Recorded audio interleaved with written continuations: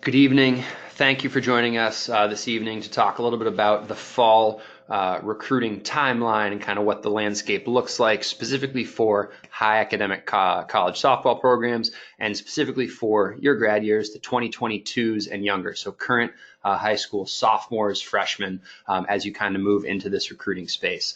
We're going to dedicate the bulk of this evening to a Q&A to make sure we answer, all your guys' questions live on the air. Before we do that, though, I want to touch base on a couple things, starting with some introductions. So, Matt, why don't you introduce yourself?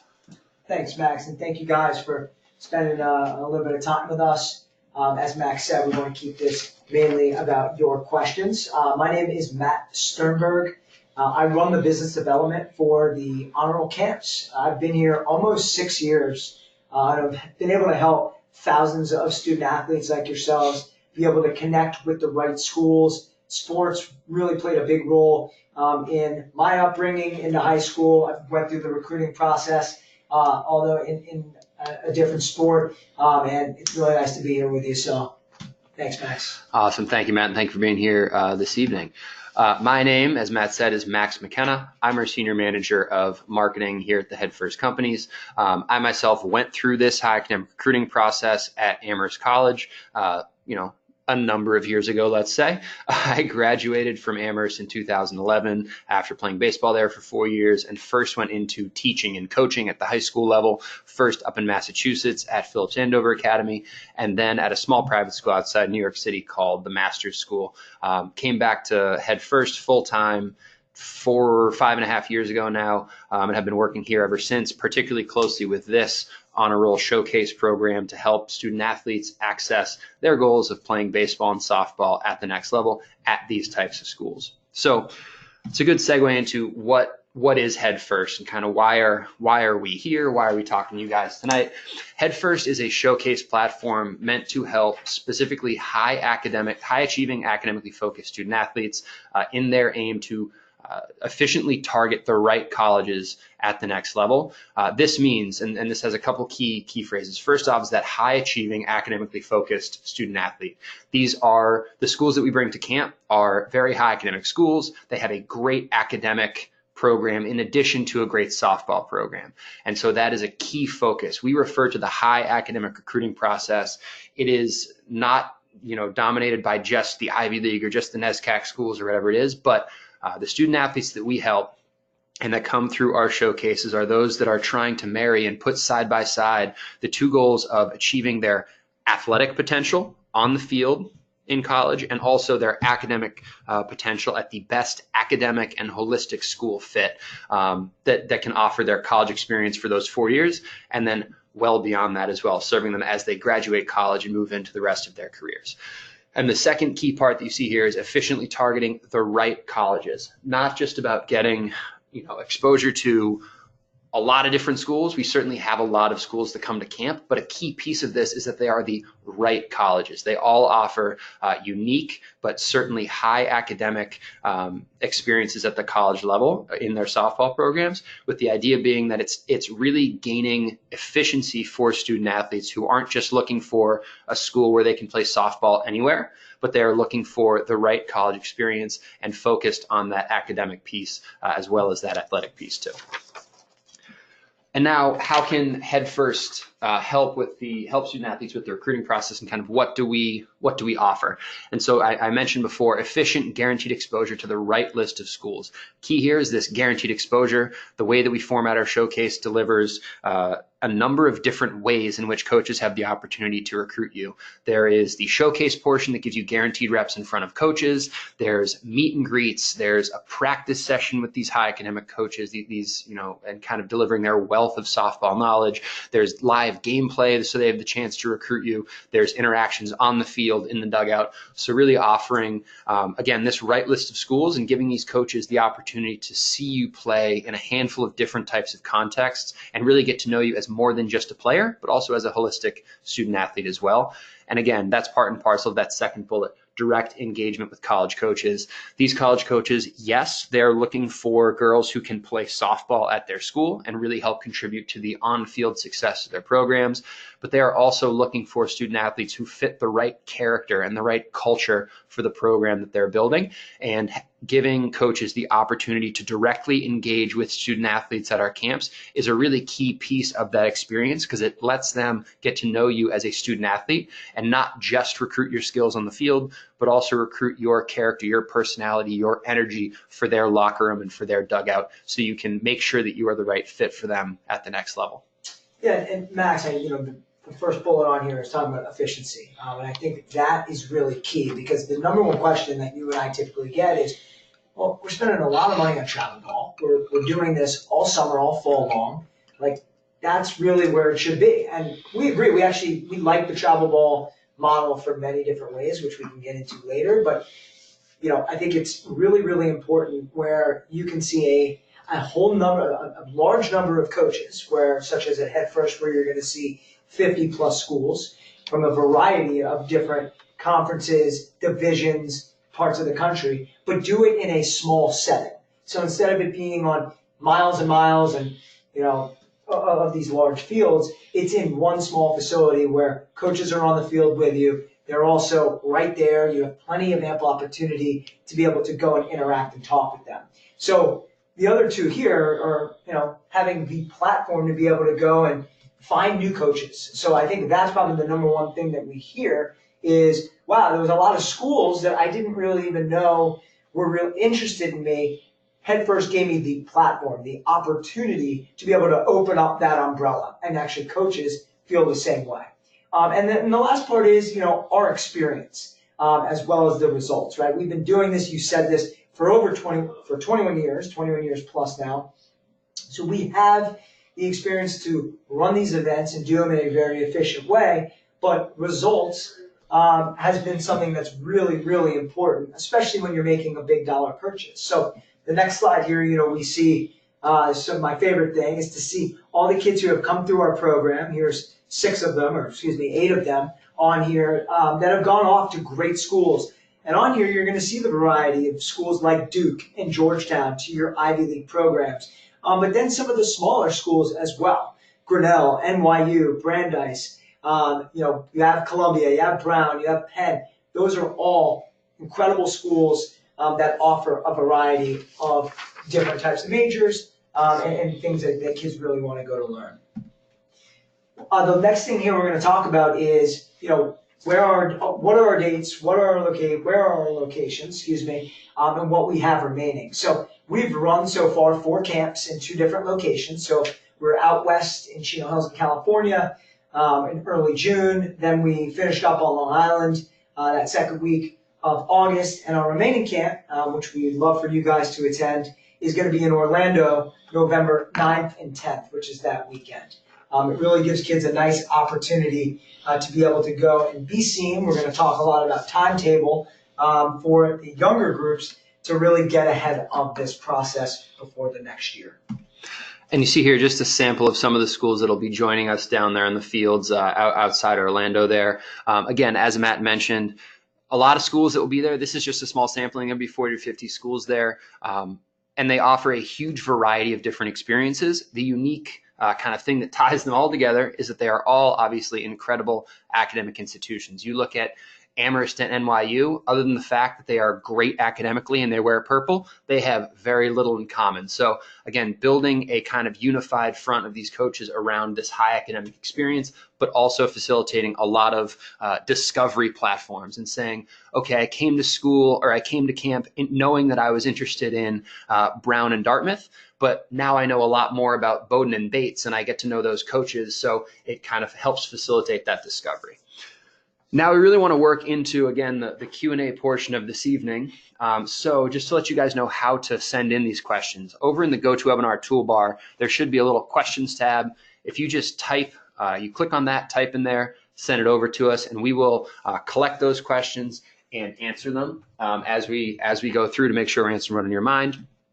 As we kind of wait and you see some of those questions start to come in, one thing that we also like to highlight, as Matt talked about, is the results of what we have here. And this past spring, there were 171 honor roll softball alumni who are playing college softball at some of our partner programs. You see those partner programs over on the right-hand side of your screen. You see here some of their some of their headshots and some of their roster photos. We're really, really happy and really proud to be able to feature and highlight some of these student athletes who are continuing their dreams at the next level. First question that we're going to ask, Matt, is one that came in via our Instagram yesterday. What questions should I ask a college coach, or should I ask a coach before camp, at camp, after camp, to show that I'm interested in that program? How do I approach those questions to show that I am interested in U Chicago, for example? Absolutely, and I think being very, very grad year specific, which is why we're having this webinar, is key. So it's going to look different for a 2020 looking for that last shot than it's going to look for a 2021 who's now really able to talk with some of these Division Ones and get a little bit more serious than it will for our 22s and 23s. I think the beauty of this is there's a little bit less pressure for these younger kids to come in to make sure that they're asking all the right questions. You have to look at it as kind of like a sales convention. I always say that. Because you're going around, you're playing, and you're interacting with coaches. But we're asking our 13, 14, 15, 16-year-old kids to go and have adult conversations. So I think being as direct as possible with these coaches, going up to them and being able to shake their hands, look them in the eye, give them a firm handshake, those are really important things to do from a nonverbal standpoint. But being able to say, hey, coach, I'm really interested in, Y school. I really, I like this school because of, and be able to list a certain thing. I was able to go and visit the school, or I've had a family connection there, or I believe that I want to study this, and I know that that's what's offered. So these are things to be able to show, hey, I've done my research a little bit about your school. Maybe I've done my research about you. You can give them a fact. But overall is just saying, here's who I am. I know I'm on the younger side, but I am going to be coming up the ranks, and I want to get on your radar. Absolutely. And I think that it's an important piece for 2022s and younger. You are early in this process and you have a lot of time ahead of you. So it's important to, in terms of asking questions, yes, you want to demonstrate interest in the schools that you know are on your radar. I believe it's also very important to keep an open mind and continue to discover other new schools that pop onto your radar too. So asking questions with that in mind, I think, is just as important. As a general rule, what tends to indicate interest to college coaches is the more that you know about their program. If you walk up to Bowdoin, Coach Burton from Bowdoin, and you say, I'm interested in Bowdoin because you play softball and you're a great school, that is true. But guess what? All 50 of the schools that are at an honor roll camp that you might be talking to, that is true for, right? They play softball, they play a high level of softball, and they offer a great academic experience. Any research that you've done beyond that can start to indicate the interest that you have in their program. You say, hey, Coach Burton, I was looking at some of the girls in your roster and I noticed that, there's a handful that come from California where I am, or a lot of them are in your marine biology department, which is what I'm thinking about studying. Indicate that you've done the research can really help indicate that interest. And also, again, using this type of platform, using an honor roll type platform and communication with these coaches as a way to expand the network of schools that you might be thinking about and find schools that might look a lot like the ones that you already have on your list, but that you hadn't heard of or you didn't have an interest in before you got there. You might know that you're really interested in some of the NESCAC schools.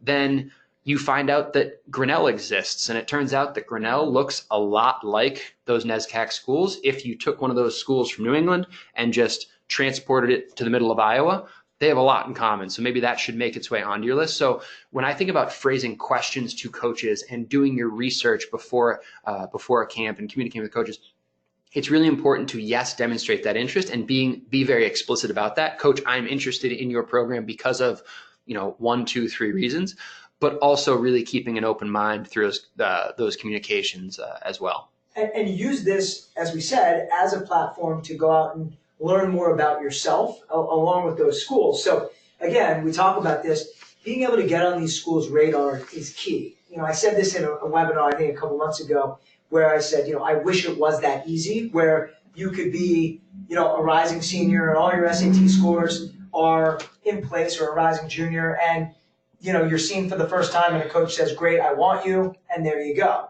But they really do need to know who you are. They need to really fall in love with who you are. So by the time when that time comes around, it is a plug and play with your SAT score. So, ask a coach, hey coach, what is it over the next year, 2 years that I should be doing? What's some advice that you can give me that can help me play at a level such as your school? That's really been helpful to some of these kids that we've seen come out at a younger age that are now in that phase that are now committed to schools. Absolutely.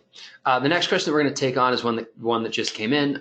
What should my daughter do before coming to camp? How should I kind of approach this lead up to camp? And this is a really, really excellent question, because I think that sometimes there's this misperception or a common mistake that I see being made that I try to head off with our families is they view a HeadFirst honor roll camp as kind of this 2-day discrete experience. I come for these 2 days, I play hard, I play my tail off, and I get recruited. And if I don't, by the time I leave camp, it didn't work out the way that I wanted it to. And that's not the purpose or the end goal of that honor roll camp, especially for student athletes who are 2022s, 2023s, and sometimes even younger. In the lead up to camp, it is absolutely crucial that you are, or rather your daughter is, that student athletes take on this communication themselves, that student athletes are communicating with the coaches at the schools that they are interested in. Laying a communication groundwork by sending them an email, or if they're on campus, popping in, knocking on the door, saying hello, or engaging with some of their social media stuff for their program or for the coach personally. Doing that in the lead up to camp is absolutely crucial, because it, again, to our earlier point, denotes interest in that program. So between now and camp, I advise reaching out to coaches at schools that you are interested in. Now, the other piece of this, and a really important piece, is doing your research on those schools.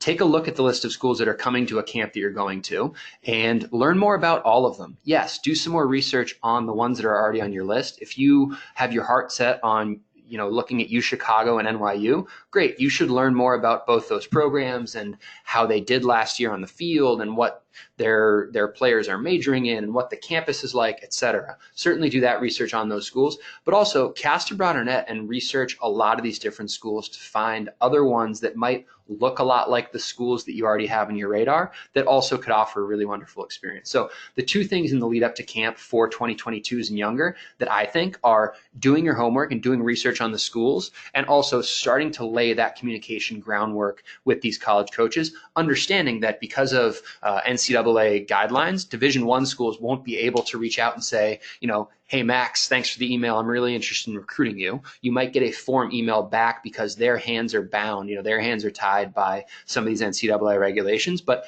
that is not to say that communication is a waste. It's really important to lay that communication groundwork in the lead up to camp, certainly. It's a very small, high academic recruiting world.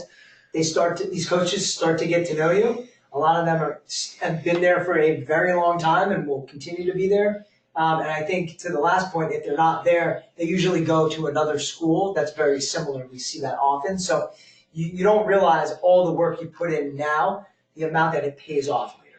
Absolutely. And to kind of piggyback onto this question, because I think the time between now and November 9th is a really important one to lay that communication groundwork.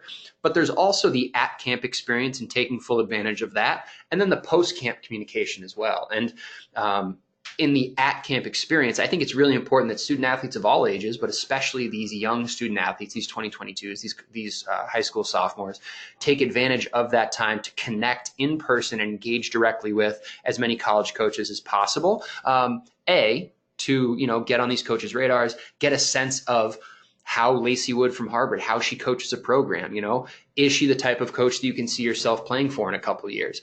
But also just get a sense of who you are as a player, and also use this as a platform to continue to develop your game. You're relatively young in your softball career, and you have years and years to develop before you even make it to college. So use this as a platform to learn more about these coaches, about yourself, and to continue to develop your game as well.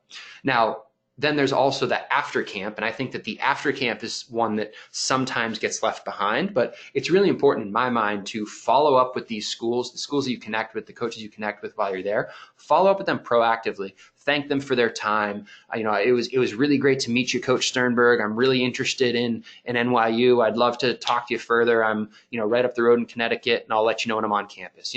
taking the time out of your day to send them a handwritten note or send them that email is a really important one. And I think that can continue to progress your recruiting in a way that just coming for these 2 days and then letting things lie doesn't necessarily give your recruiting process the legs that it can coming out of these 2 days of camp. But being able to be seen and then following up there, that's a difference, because if you miss that part of being seen in a unique way, then you're just another email in their inbox. And I think that a lot of coaches, they really appreciate when they're able to put the pieces together. So. Absolutely. Absolutely. None of these exist on their own, none of these pieces. But the coach communication, the getting in front of them and getting the right exposure at the right time to the right schools, and then continuing that communication flow, putting all three of these together is really a key piece of recruiting success in my mind. Matt, question that just came in as well about kind of the timeline for 2022s. We've talked a little bit about kind of the NCAA guidelines. Division I coaches cannot have quote unquote recruiting specific conversations with student athletes until they have passed September 1st of their junior year. Okay. Our 2022s who are on this webinar, on this Q&A, haven't done that. Is it too early for 2022s to get this exposure because they can't have these quote unquote recruiting specific conversations with Division I coaches? So I think the big kind of misconception here is the fact that at our events, coaches, Division I coaches, can still talk with 2022s, 2023s. They cannot say, hey, I have a catching spot left that I believe is still going to be there by the time you're coming up. That's a spot I want you to have. Or let's talk at scholarship money, or let's talk academic money. Those are all things that you're not going to have that conversation anyway. At that point. So that's what it's preventing you from having. However, you can get incredible instruction from these coaches. That's kind of one way to kind of go around that. Number two is you're still learning about them and they're learning about you. So there's plenty of conversations at camp that happen with 2022s, with 2023s, with every coach that's there. It's just specifically not going to be about recruiting. However, it is not too early. That's the question. And the reason being, and I've said it twice now, is being able to get on a coach's radar is really, really important. We feel as though, you're at a stage now to learn about them, they learn about you, and being able to get exposed to the right environment. So when the time actually does come up, then you're ready to go. The spotlight is on you and you're ready to go. So there's a number of ways where coming out to an event like this early, there's not as much pressure and you still can perform and get on that coach's whiteboard. Absolutely. And I think that to Matt's point, when they are able to have these conversations, you want to make sure that you have all the pieces of the puzzle with that coach already, so that when they legally and in compliance can have these conversations, they have what they need to be able to recruit you. If you wait until then to, give them your transcript or have them see you play, then that creates an even more of a lag time after this deadline. If by the time that deadline arrives, they have your transcript, they have all your academic information, they've met you and they know that you might be the right type of character for their culture, and they know that you can contribute on the field, then you can be one of those early movers in the recruiting process. But if you wait until that time to get the exposure and to play in front of these coaches for them to be able to recruit you, then it's way less likely that you're going to be able to be one of those early movers. Well, and if everybody was waiting, then fine, you can wait. But the fact is that there are other kids. We're going to see younger kids at our camp every single year and going to prospect camps and other things like that. So it's just the nature of how things are. When you go and you are more prepared and you are on somebody's radar, it's going to make it easier. And the fact that other people are doing it, you really don't want to necessarily be left behind. So. Absolutely. And I think this relates to another question that just came in as well, which is, this fall, what grad year are coaches recruiting? And it ties really closely in with that last answer. I really do wish that I could give an answer as simple as, well, up until X date, they're recruiting 2020s. And then between X and Y date, they're recruiting 2021s. And then after that, they're recruiting 2022s. And then it was laid out in a nice, sequential, neat, grad year organized timeline like that. But the fact is that that's not how it works for these coaches. The good news is that they are very good at their jobs.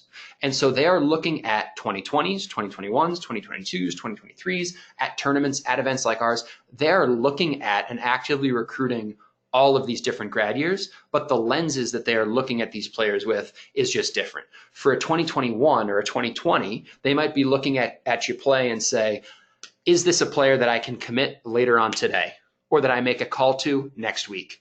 And that is the way that they are looking at and watching those older grad years. For 2022s, 2023s, they're looking at that in a different way. They're looking at you play and they're saying, okay, is this a player who I'm going to put on my kind of follow board, who I'm going to stay in touch with, who I'm going to ask for information from, who I'm going to invite to one of my school specific camps, who I'm going to go seek out and find at a tournament or at a showcase next summer? Making your way onto their radars and onto their recruiting list so that they can follow up with you later on and continue to track your development. So they're recruiting all these different grad years. They just have a little bit different lens and a different purpose for kind of the short term and the medium term outcome for the way that they look at these different grad years. And the timing of events is also key because, would I suggest that a 2023 maybe attend our first event of the summer? They could, but it's not going to be as effective as it is to attend an event in the late fall, call it early winter, whatever you want to call it. Because you are, unfortunately for a lot of these 2020s, a lot of these schools are wrapped up their recruiting for 2020. There's certainly opportunities there at certain schools, but a lot of them are turning the page. So now we're already into, call it next summer. So you're getting ahead of next June when it's going to start to really pick up for you, which I think is really, really important to understand. And then also, being able to be out there in front of these kids, in front of these coaches, they understand that when you're going to an event like HeadFirst, they understand that you're very serious about playing high academic softball. That's something where they understand the financial commitment, they understand the grind of the 2 days, the fact that you're coming and, on a late Friday and getting out there Sunday and then right back to school on Monday. Like, it's a serious commitment. And coaches do really appreciate that. And if a lot of things kind of match up, all of a sudden, these are all good check marks for you on the right side for when that time is right. Absolutely. Another question that came in has to do with kind of the academic side of this, but, obviously dovetails in very closely. Each admissions profile, each application is made up of, your standardized test scores, your GPA, your transcript, your extracurriculars, softball obviously being a big piece of that if you're a recruited student athlete. So one question that we get a lot and that just came in is, what is the role of the SAT in kind of this holistic puzzle? What's the balance of my transcript versus my being a recruited student athlete and the softball on-field facet, and then the standardized test score? The short answer, unfortunately, is that it is different for each school, but there are kind of some general trends that I like to think about and look at.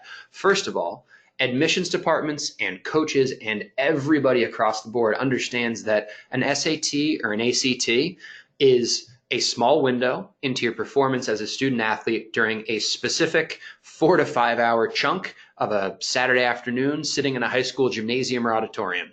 Great. It is not it does not speak to who you are as a human being. It does not mean that you're a good or a bad person, but it is that window into the performance. Admissions departments balance that SAT score or ACT score, that standardized test score, with your GPA, with your course load. Are you taking honors classes, AP classes? Are you doing extracurriculars? Obviously, they're looking at the softball side of things as well. If you're a recruited student athlete, they're looking at this holistic picture and they're balancing them against each other. Now, for 2022s and 2023s, one thing that I do advise is a smart investment, if you're comfortable with it, is to put some time and effort into prepping for standardized tests. Not because they dictate whether or not you're a recruitable student athlete or a good or bad person, but because they are standardized, they give coaches a very quick and clean window into what you might look like in their recruiting process. What I mean by that is a 3.9 coming out of Lexington High School with a different transcript looks very different maybe than a 3.9 GPA coming out of a Beaver Country Day. Schools that are very close to each other in Massachusetts, both great schools, but these transcripts don't stack up in a standardized way. It comes down to what the strength of your schedule is. Are you taking those honors and AP courses? What are the courses that are offered by your high school? You can't be penalized for not taking AP courses if your high school doesn't offer AP courses. So that's something that admissions departments always look at as well. So while the transcript is a very, very important piece of your application, it is harder for coaches to get a very clean sense of where you might fall just by looking at that. It gives them, giving them an unweighted GPA gives them a pretty good picture of what you might look like, but it's not a complete picture. The good news is that admissions departments, that's what they do for a living. They read transcripts for a living to tell the potential and the academic fit of student athletes. But for coaches, the quickest, cleanest view that they have into this and into where you might fall as a student athlete in their recruiting oftentimes is the standardized test score. So the higher that you can get that score, the more doors that you can open up with that score when you get there. Now, it's also important to recognize that there are pieces of the ACT and SAT that are taught during junior year. So taking it early isn't necessarily the best way to set yourself up for success on that test. But if you're able to, do a little individual prep and take it during the fall semester of your junior year, or really focus on maxing it out at the end of your junior year, you can start to open up doors by kind of jumping that score as high as possible. And I think to end that point there, you're gonna have a lot of coaches that they like to have test scores because it's very, as you said, it's very easy for them to be able to say, how do you stack up without looking into the full picture. I've seen benefits of kids being able to take the test a little bit earlier, not to be able to say, oh man, I got an 18 on the ACT or a 16 on the ACT. Well, it's okay. You haven't learned half the stuff on that test. But it's really good to know, well, I'm really good, or in the SAT, I'm really good at math. I need a lot of help on the verbal. Now I can go back and maybe instead of, being able to put $500 towards something else on the softball side, maybe it's $500 towards that, that reading and writing teacher or the math tutor to be able to help you. So there are some things to be able to give you a good baseline without there being, hey, it's okay if you don't do all that well. Certainly. And a follow-up question just came in. It's a really good one, which is if your child has taken PSATs, which a lot of 2022s may have taken them or might be headed towards them in the upcoming year, should you include that PSAT score on your profile? If it's good, do coaches care about PSATs? The short answer is PSATs themselves don't dictate a whole lot in the admissions, in kind of the admissions process, but they do start to give coaches a pretty good sense of what you might achieve on an SAT or on a standardized test score. So if your scores are good, absolutely include them. They certainly can't hurt. And oftentimes they do give coaches some insight into what you might get on the SAT. And so they can feel comfortable moving ahead with you and starting to have some of those next conversations.